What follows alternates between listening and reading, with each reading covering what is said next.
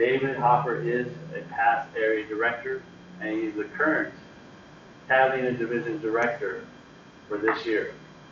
So he is up there in leadership. Can't wait to hear his speech. Please welcome David Hopper, Lessons from Leadership.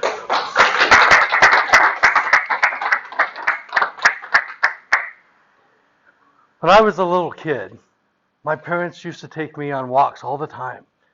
And we'd be out hiking, and I would say, I want to be a leader. And finally they said one day, yes, go ahead and be the leader. And from that day forward, I've had the opportunity to lead in many different organizations and fashions. In volunteer groups, I was the senior patrol leader in Boy Scouts for 2 years. And Toastmasters, I've been an area director and a division director. I also worked as a volunteer for a local cat rescue and was a leader in that organization. In work, I've also had the opportunity to be a leader. I was a Safeway manager. I worked for Subway as a manager, and now I'm the building automation supervisor at my work.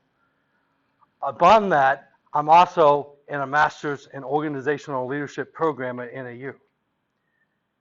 Now, this speech is supposed to tell you about leading in a volunteer organization, as there's a difference between leading in a volunteer organization and leading in any organization.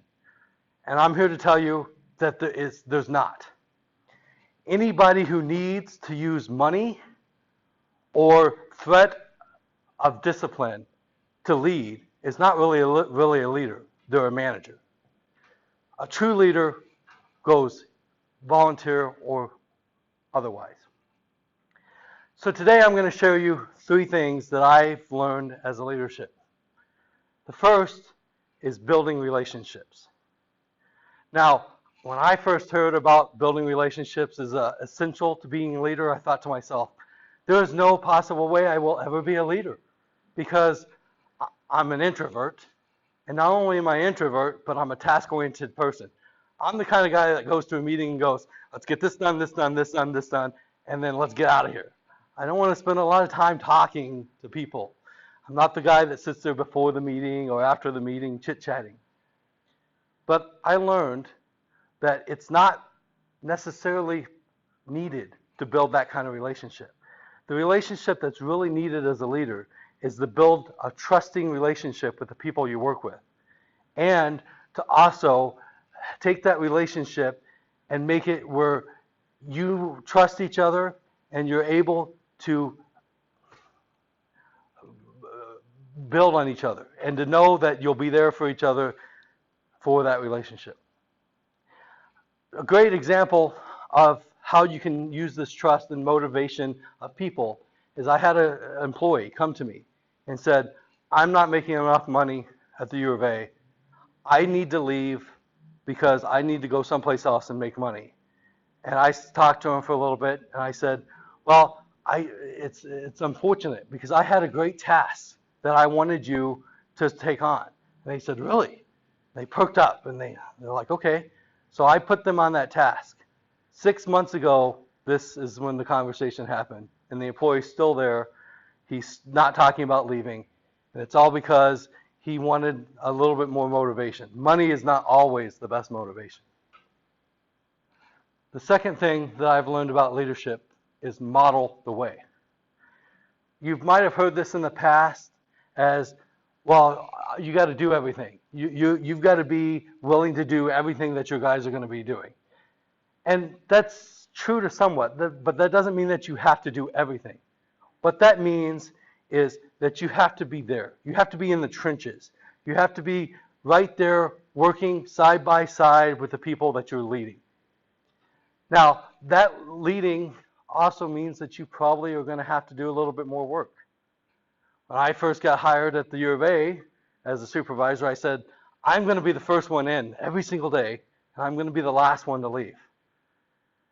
That lasted for about a day when I realized one of my employees actually likes to come in at 3:30 in the morning. And I said, no, I like my sleep too much. But it still comes down to almost any week, I will work more hours than any one of my employees. That's part of modeling the way, showing what you want showing that you're willing to put in the work and be there.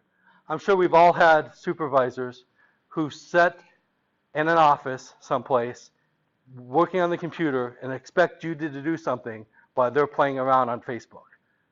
And that's not a person that you think of as a leader. The third thing that I want to talk to you about today, the third lesson, is trust but follow up. Now, I'm sure in the past people have said trust but verify. That's been a common statement. But there's a big difference between verifying and following up. Verifying, you're looking at what they've done. You're looking through everything that they've done and you go, oh yeah, I don't like this, I don't like this, I don't like this.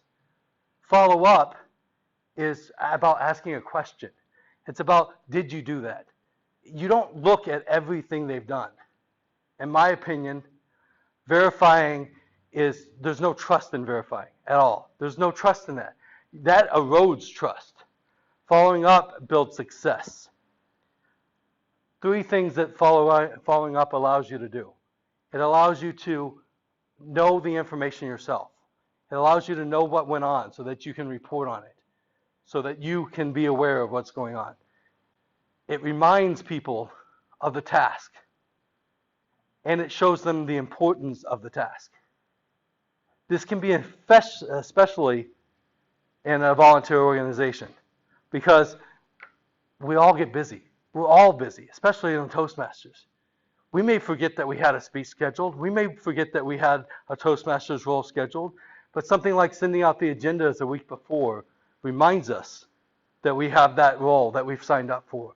It reminds us that we have something that we need to do, and it allows us to follow up. Now, I told you in the beginning that I used to go out hiking with my parents, but the part that I didn't tell you is that they would tie a rope around my waist. And it was because when I was leading, I had a tendency to just walk right off cliffs. And it was the only way that they would stop me from falling. But the good thing about being a great leader is if you build the relationships, you model the way, and you trust but follow up, then when you fall off a cliff, people are there to stop you from falling. People are there to make sure that you are on the right path.